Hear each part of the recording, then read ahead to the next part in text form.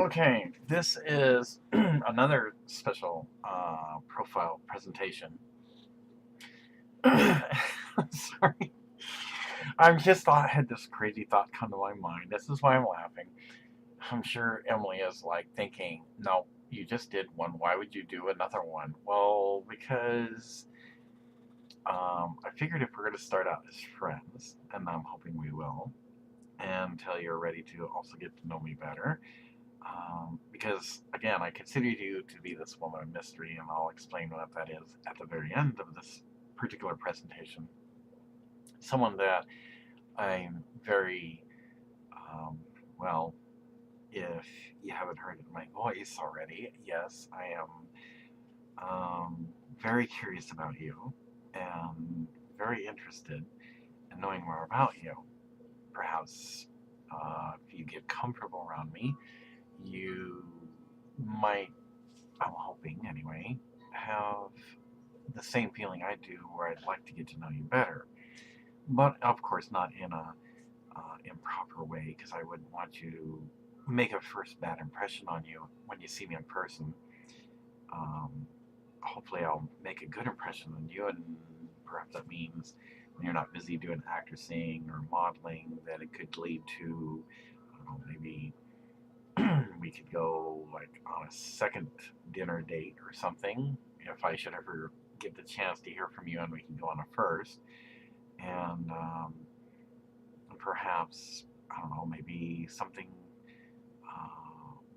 something beautiful might spark up. I don't know. I'm just not going to say too much because, as we say in America, I don't want to like stick my foot in my mouth and regret it. So I'll leave that one alone. I'll just let you think on that one.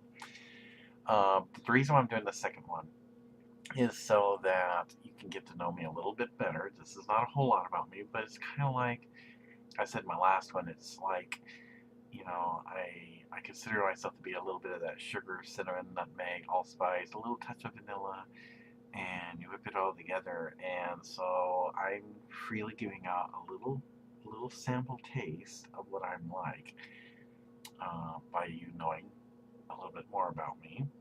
I figured the best way to do it is in person, because they always say that's when you can really know a person by their personality, um, how they present themselves, the proper mannerisms that I'd love to demonstrate for you, because I do know how to treat a lady. Do I use the mannerisms all the time? Well, no, because I guess the customs in my country are a little bit odd. I guess that's why I'll be the oddball should I ever get the opportunity to emigrate to London, be it even if it's a sponsor and I get them paid back based on the UK law that I came across. Um, Being an American Englishman, I know that's going to sound funny, and it's okay, Emily, if you want to laugh at me, because I'll probably laugh with you, because that will probably sound so weird and strange to you. Why would you have an American Englishman walk in your sidewalk? So yes, I can actually see where there'd be a little humor in that. But it's all good because again, I have this good sense of humor. I got confidence in myself. I am, yes, very self-conscious of my appearance. I want to make sure I look good for you, because if I don't like to look the way I look, it's like I already know that's going to be a backfire on me. So I try to take very good care of myself the best way I can.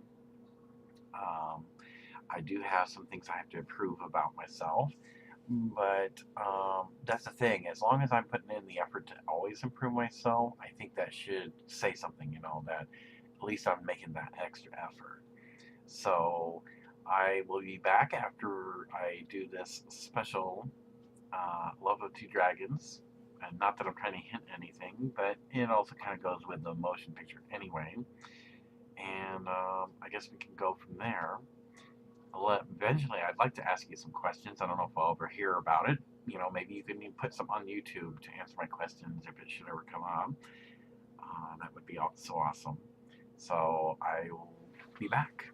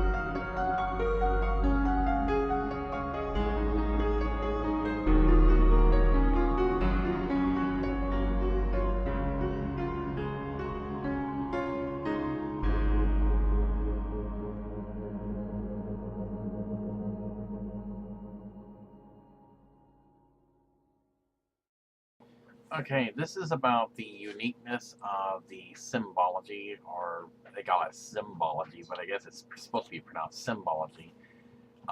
And this human character now revealed since the last two parts that I would be doing in the Game of Thrones Lost, the Missing Link Lost Pages of Time.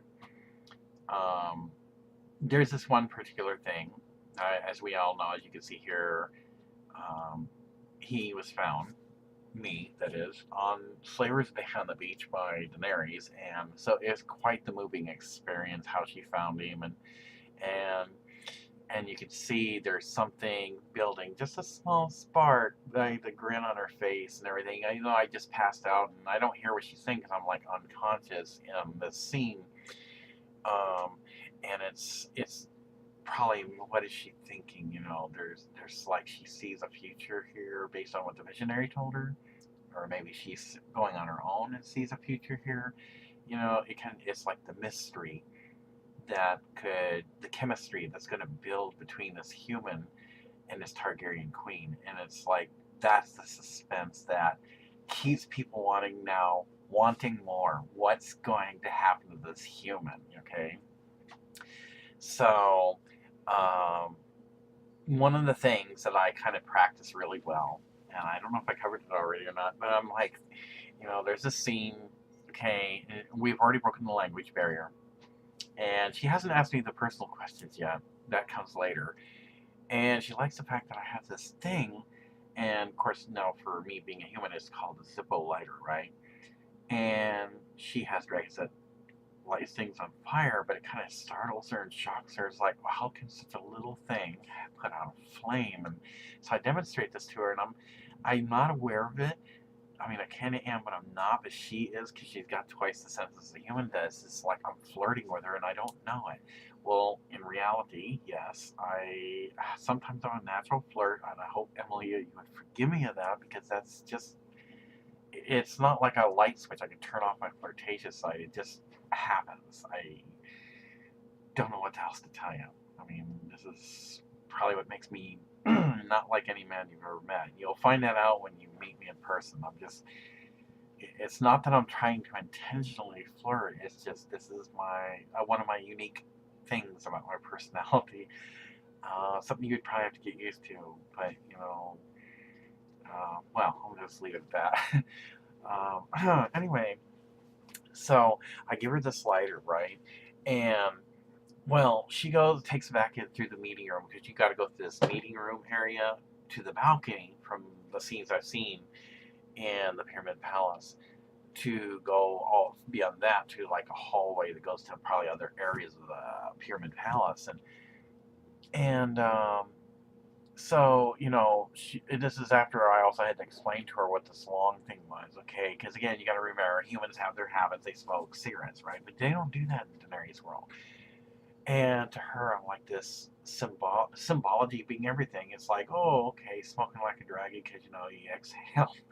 So you can imagine what Daenerys has got going through her mind. But she's finding this fascination. But I tell her, okay, I can't let you have this because if something were to happen to you, because even though it's a bad habit for us humans, it could harm you. And she agrees with me when I say, and I'm sure your unsullied warriors would chase me down. There'd be no place to hide in your world if you suddenly keeled over and kicked the bucket that has died. Because there's chemicals on this that could be harmful to you. Even though they're harmful to humans, it could be worse for you. And so she accepts this. I respectfully decline to share that with her. Um, but I'm like at the railing where she's always stood. And I don't catch myself doing this because, again, we all have our habits. And I'm like looking around, okay, yeah, okay. I'm in this world with Naries. No ashtrays. Okay, and I don't think about it. And I take my middle finger, just like you would. You flick the cigarette. And then I stop and thought to myself, oh my gosh, how stupid was that? And I'm like looking over the edge as best I can, like, where did it go, and apparently a couple of the slavers that, they're kind of like hanging around because they really like the queen anyway, and she doesn't really complain about it. I mean, they probably have some place to rest or type of residence not far from the Pyramid Palace, and it's all good. and apparently I must have landed at their feet because I look go down finally to where I see like two of them, and they're looking down. They look up at me, kind of like, "Huh? What was that for?" Type look. I'm like, I wave my hand, like, "Oh, hi," and they look at each other and they're like, "Hi." I slap my forehead. I'm like, "Oh my gosh, that was so stupid. I'll never do that again." I walk off, and it's because it hit me right there. What if something caught fire?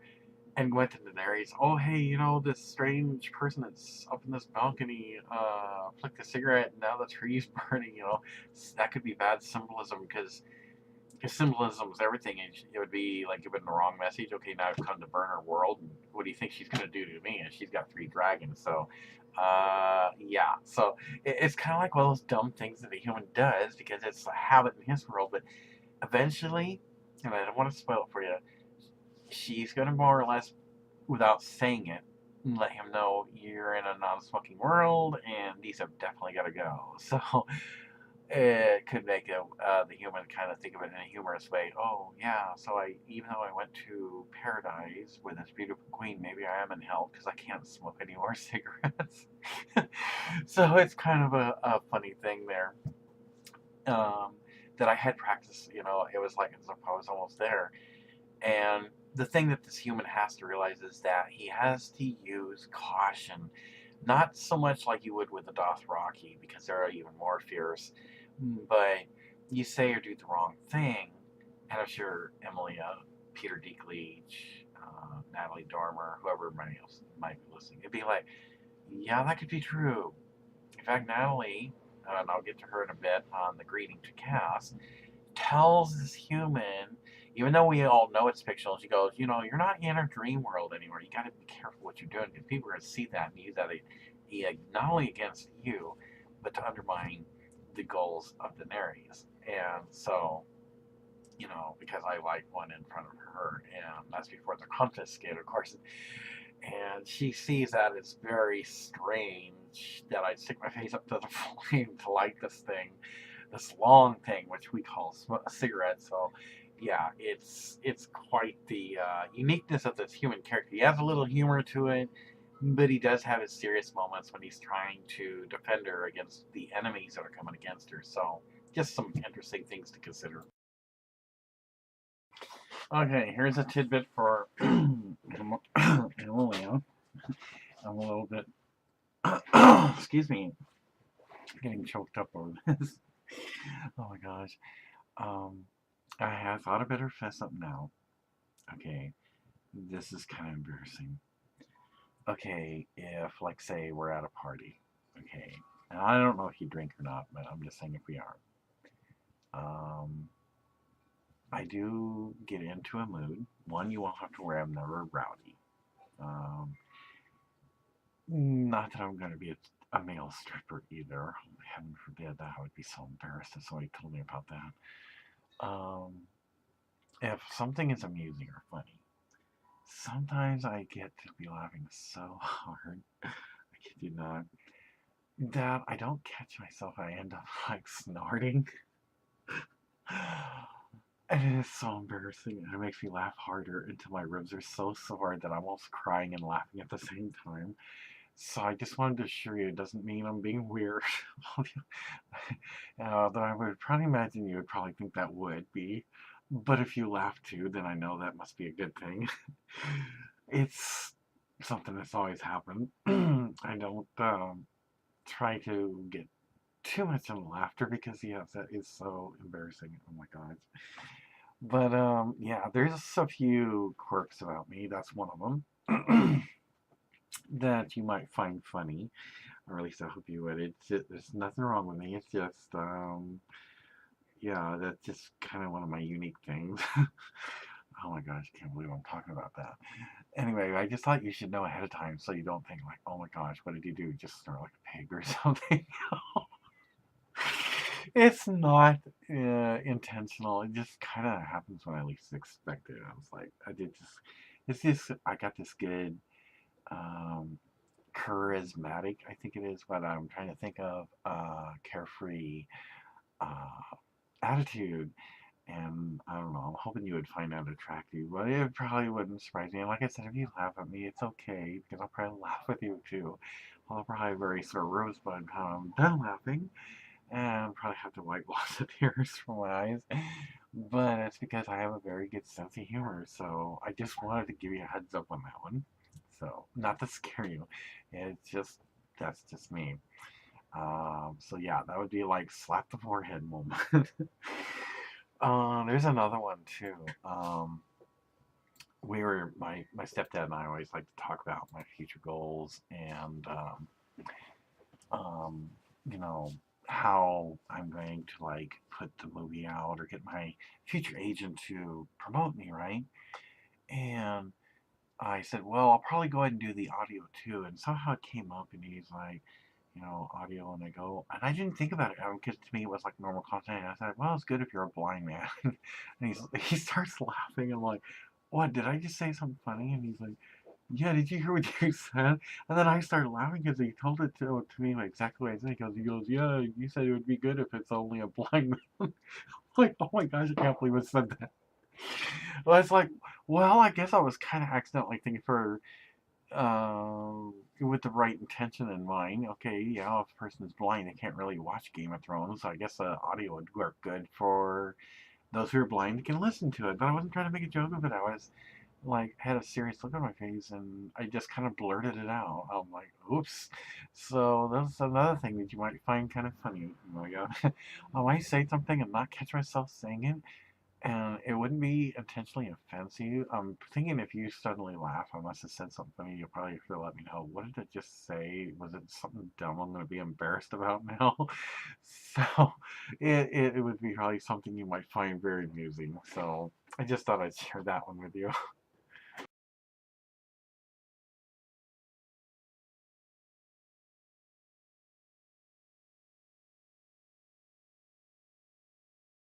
Okay, I guess we better get the bad stuff out of the way first because it's coming up anyway. Okay, some people might want to know, well, like, what is your pet peeves? Um, I'm just going to simply state, I'm not going to dwell on this one. I had a recent experience, but I'm not going to say anything more on it. Leave it at that.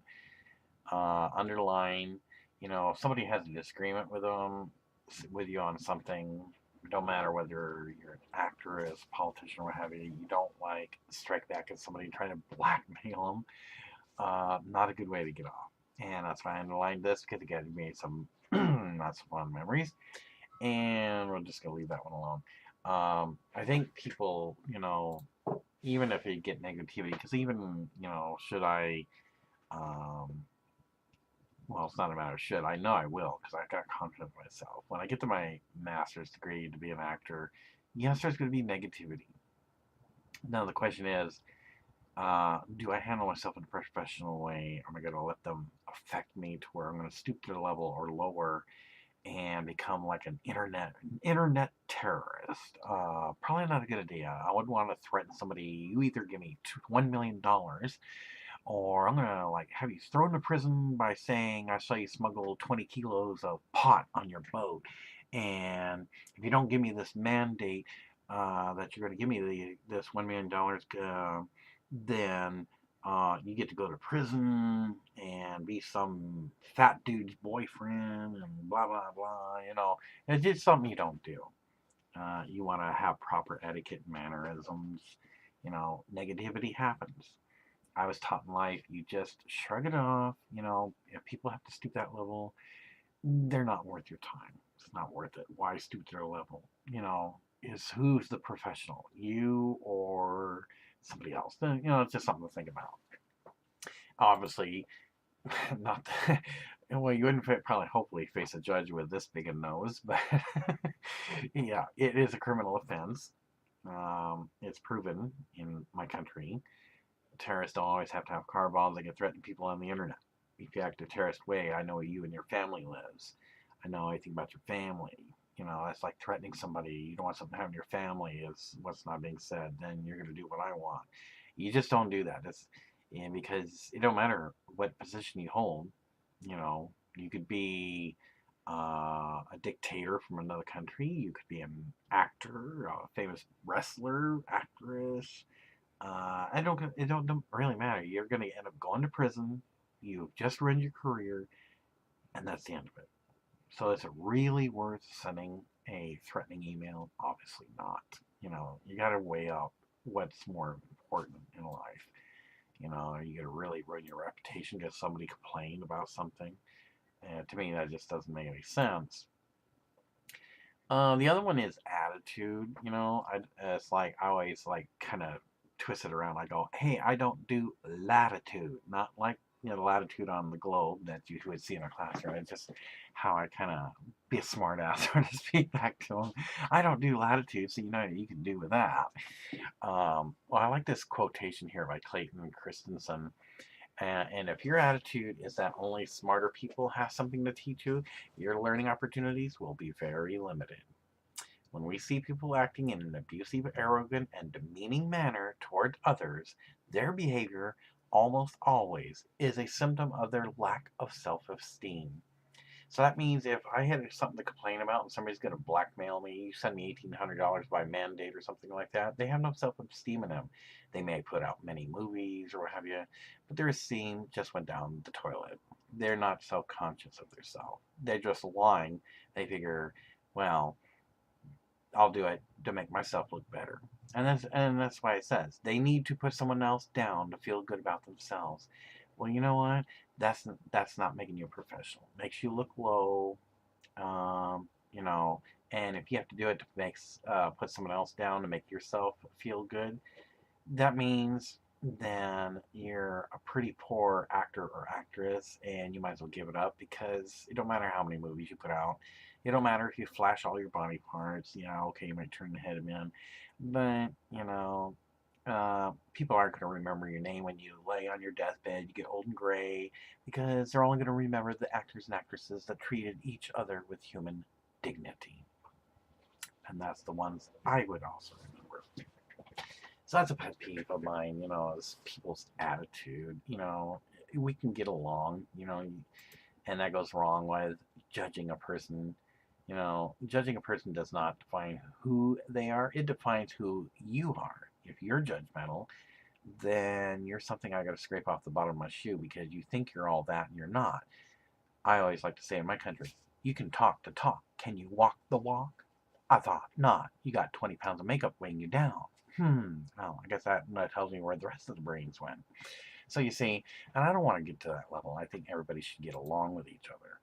I don't like having to be in a defensive mode, but, again, I'm not going to take anything off anybody. But at the same time, if I can, I'm going to walk away unless I'm being threatened. Then, well, yeah, I have no choice. It's my God-given right to defend myself. I'll see you in court. I'm going to take everything you own and make sure you never have a life again because you tried to take mine. But I don't want to stoop to that level. I want to try to be a people person, and I always have been with a great personality and attitude. The other thing too that I have a pet peeve on is people who have betraying somebody. They make you believe in that they're telling you the truth or they're someone special. And this is something that's always happened to me. The worst thing ever, and especially in my country. American women are atrocious. Oh yeah, want to have a relationship, and then come to find out they really were using you for money or sex, mostly the money. And then they might say, "Oh yeah, I'll meet you somewhere. Please meet me at the airport." Now, I guess I was dumb enough not to figure it out the second or third time, but it's always because I want to give somebody the benefit of the doubt. I am a very trusting person, and so after the third time, I said, "That's it." I'm so fed up with American women. I don't want to follow in the same trend like American men I hear about. They're going for Russian women. Well, it's like I thought to myself, "What's wrong with me dating a London lady? What if she was an actress?" Um, I think that London women can be just as good or even better than, well, most definitely better than American women. I should know. I'm an American. I've had bad experiences with them. They're better than American women because I think they have a higher class and standard about them. That's what I've heard. I've yet to find this out. And they could just be as good as Russian women. I can't say one way or another, but if I'm going to be in London, wouldn't it make sense that I might find somebody, although I don't want to put myself out there too obvious, but yeah, I think I have an eye out for someone, and um, hopefully she kind of knows. But I don't want to get myself in trouble where she's probably want to like throw a rope around a tree. Get a rope. We're hanging this one. You know what I'm saying? It's not my intention to go to London just to get hung. No, I don't want to go through that. So, but anyway, the snobby people, okay, like I have here, the snobby woman and the snobby men. I always had asked when I was a teenager, now why are they stick their nose up in the air? Are they trying to like snort down flies and bugs in their nose? I mean, you see what I'm saying? It's like I didn't get that. It's like you have to like sniff the air, like okay, that's just like totally weird. I mean, if I don't like somebody, I'm not going to try to snort down bugs and flies. I mean, I just don't get the nose up in the air thing. That's just like too weird. That's just, I don't know. It's like issues. Okay. So I have pet peeves with people that do that. It's like, if you don't like me, fine. Don't come up and talk to me. You know, um, I'm not one that's too hard to make friends with. But that also tells me then you're not somebody that I would like because you're judgmental. You know, and if you are a true Christian, I don't care if you're Methodist, Catholic, or whoever, you can't expect to go to heaven. And he's going to say, "Oh, and by the way, and you were sniffing the air that I created, and you never tried to make friends with that person. Now I'm supposed to let you in the pearly gates?" Nope. Off you go. Don't pass go. Don't collect 200. You're not getting boardwalk. You're going straight to hell. But some people will have to learn the hard way when the judgment day comes. So I guess that's how it works. But oh well. So yeah, I do have certain pet peeves. I have others, but I don't want to like ruin this presentation with that. Um, but yeah, those are things that just really turn me off.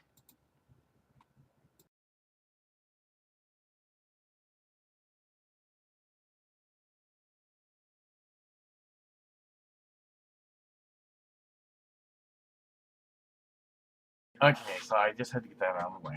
So I don't have to worry about that. I don't think in London that's not going to be an issue.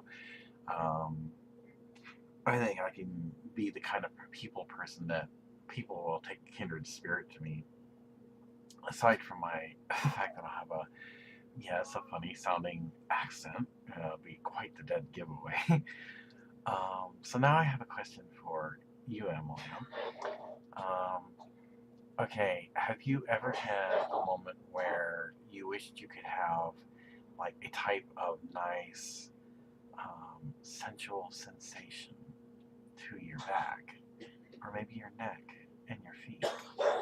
Um, this is something that um, I have to have a skill at. And I know I said I wasn't going to reveal all of them, but I thought, like, a taste sample, as I would say symbolically, that I might enlighten you on some things that are skills of my own. And will show you that I'm a lot different than any guy you've ever dated in the past. Um, as you can see with the feet, um, I have a certain way that I like to do the feet, if you were to trust me. Um, it's not too rough, but not too light. Not that I would be trying to tickle your feet or make them itch, but you'd get this tingling sensation and, whatever cream you would use, or what have you. Um, the way I would massage your toes, um, even if like you decided to test me and see if I would obey any command you'd give me, yes, I probably would, especially if the mood's right. And I would probably kiss each of your beautiful toes. I can only imagine they're beautiful because I haven't seen them personally, but since I already know you're beautiful, with a beautiful smile, the beautiful, captivating eyebrows, and beautiful eyes, I would imagine the rest of you is not bad either. But I didn't mean it to come out like that, so whoopsie. Okay, so yes, I have a way of doing the feet that I think you would like. Um, I also have something called, some people think it's just a neck rub, but I do it a different way. It's not just about massaging the neck. There's a little something I do extra. You know, it's kind of like testing, um, testing the waters of love, I guess is the best way I'll call it, symbolically speaking. You know, I could be massaging your neck, and like you kind of see here, but not too, not in maybe in that same style that you're doing. And I might, just kind of gently kiss you on the neck and see if you're receptive to get a shocking experience from that. It's just not that I'm trying to come on to. It's like seeing what is your reaction. Uh, is this something that you're gonna find pleasant? And you close your eyes, and it's like I'm taking you into a type of ecstasy experience that you haven't experienced before. The other one, as you can see, the back rub, I do know how to do that. And I have used well, I also have done this part, but the other part that's not showing. I have done what's called a full body massage. Now, when I say full, it's not as you would be thinking. It's, just the back side area. Using peach flavored, strawberry flavored, pina colada flavored massaging oils. And it has good scent to it. I'm not going to tell you why it's flavored. We're just going to leave that one alone. I don't want to have you kick me in the behind if I show up that way, because then I'll know what that's about.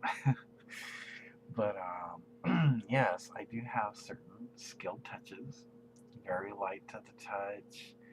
I know how to move my fingers in certain ways, um, up and down the back, around the shoulder and your neckline, and even how to caress your very beautiful ears, which I find very beautiful.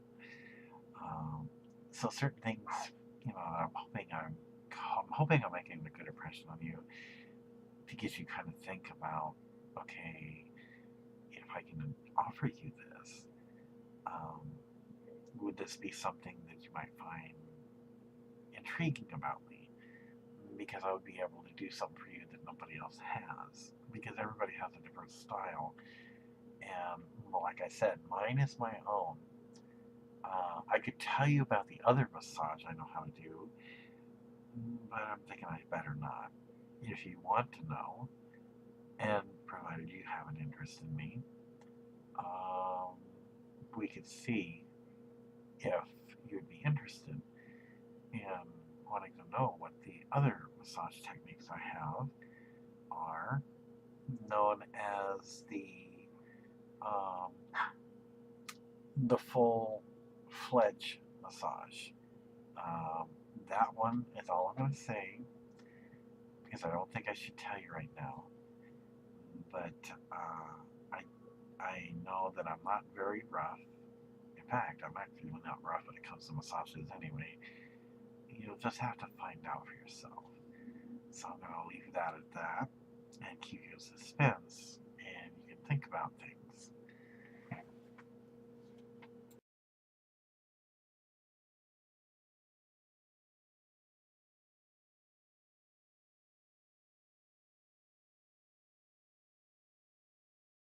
Now, I'm sure that there may be a question that'll come up. What is my intentions? And that's okay, because I consider to be a gentleman. Yes, I'm an American. Yes, I probably have a funny accent compared to most people in London.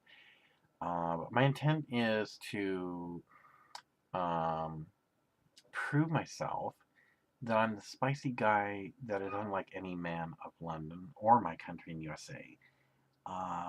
With the hope and intent that if Emilia is listening, that should I have sparked some curiosities about me in her, or some kind of mere interest, though she hasn't seen me in person, um, that she'd want to get to know me. What makes me unique? What's the mysteries about me that she probably doesn't know about?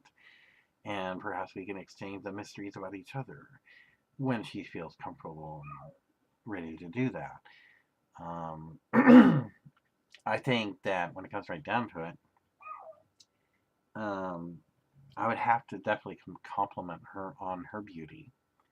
And it's not meant as an offense.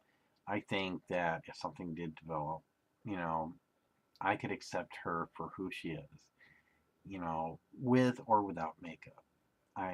It's the eyes and the eyebrows that captivated me. It wasn't the lipstick she was wearing, or her hairstyle. It was the eyebrows. I can't get past the eyebrows. It's like, oh my gosh, they're so gorgeous. So it's like, Emilia, don't change the eyebrows. I love them. Oh gosh, hopefully that wasn't too forward. But no, seriously, I do love your eyebrows and your eyes and your beautiful smile. I mean, that's like, I just can't get past that. I just can't. And I think you are quite the model. I don't think you need to change anything about yourself. I don't know if anybody said you should. Um, I had to go to your defense, and I hope you appreciate it. Someone was trying to complain about your hips or something. It's like, dude, what are you talking about? It's like, I like her hips the way they are. They're perfectly shaped. I mean, they are for me anyway. But I had to say something because it's like, okay, that was rather rude. Like somebody's like, talking about that. Okay, so anyway, but no, I think you are perfect the way you are. Especially because, yeah, I'm speaking from the heart. You are the world's most beautiful woman, and I don't, I don't think there's anything that should be changed. Not my opinion. Would love to meet you in person still, though, and take you out to dinner and spoil you with some shopping, and hopefully we can get to know each other better. So, but anyway, that's my intent is to prove myself. By the way, Amelia, are you currently, right now, if you're listening to this, wearing the black leather jacket? Because I could see me in your arms, holding you somewhat tightly while wearing mine, and greatly, or gently, excuse me, moving a little bit of hair from your left cheek, depending on how you're wearing your hair, and looking deeply into your eyes, and um, loving your deep, beautiful blue eyes. Um, and I'm not sure it's because it's color changed or not, but the eyes are beautiful. And your gorgeous, captivating dark eyebrows. And your very beautiful, lovely lips of roses that seem to melt my heart every time. And I just wanted to tell you this to get you, maybe to get your mind thinking a little bit. Um, because I wouldn't be too tight if I did hold you in my arms. I think it would be an experience. And I think it would be the captivating moment for both of us. We're both in our black leather jackets. It's like maybe the rumor that somebody told me is true. Maybe what if there was a connection? Would you consider a guy like me because of the way I have a gentle touch? I speak from the heart, even if my heart gets me in trouble now and then. um, But anyway, I just wanted to ask you that. And it's not an answer you have to directly answer. It's just something to think about next time you wear your black leather jacket that you'll remember I asked you this. Um, Maybe we'll, if you believe in such a thing as deja vu, we can maybe pretend we're like dreaming and see, do our dreams match up like we would in our black leather jackets? I don't know. So, anyway, um, I guess I'll let you think on this one for a moment.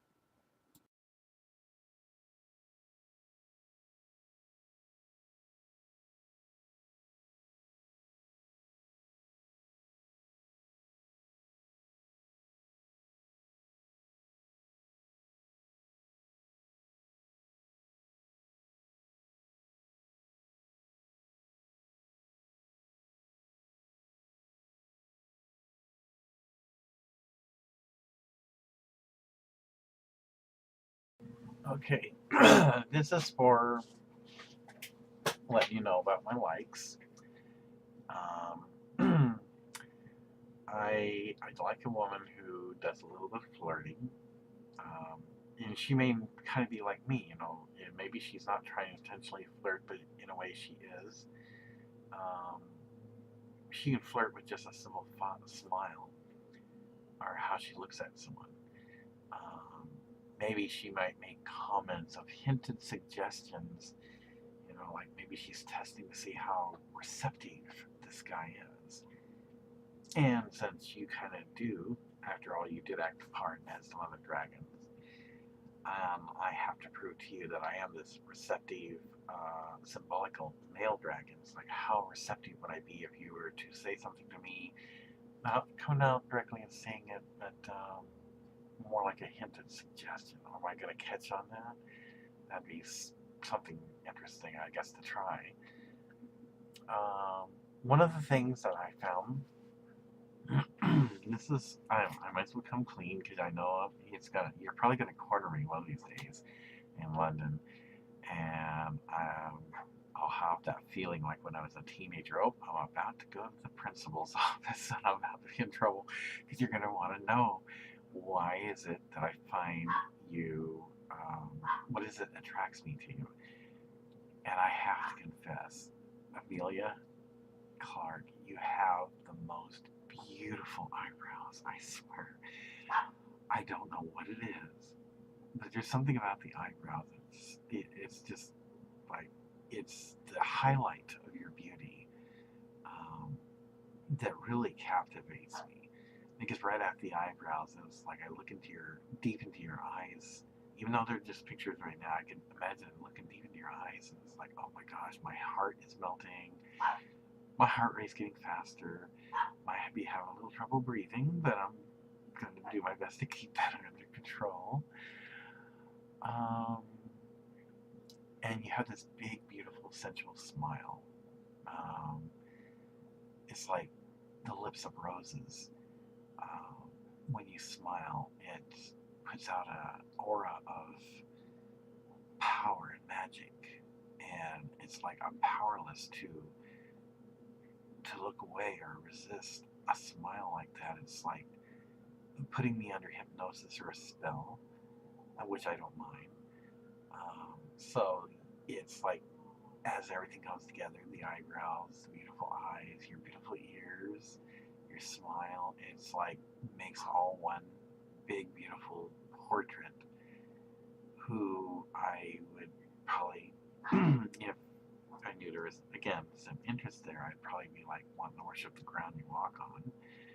Um, and it'd be like I would probably feel like the luckiest guy ever to be talking to someone with such worldly beauty at this magnitude that you have.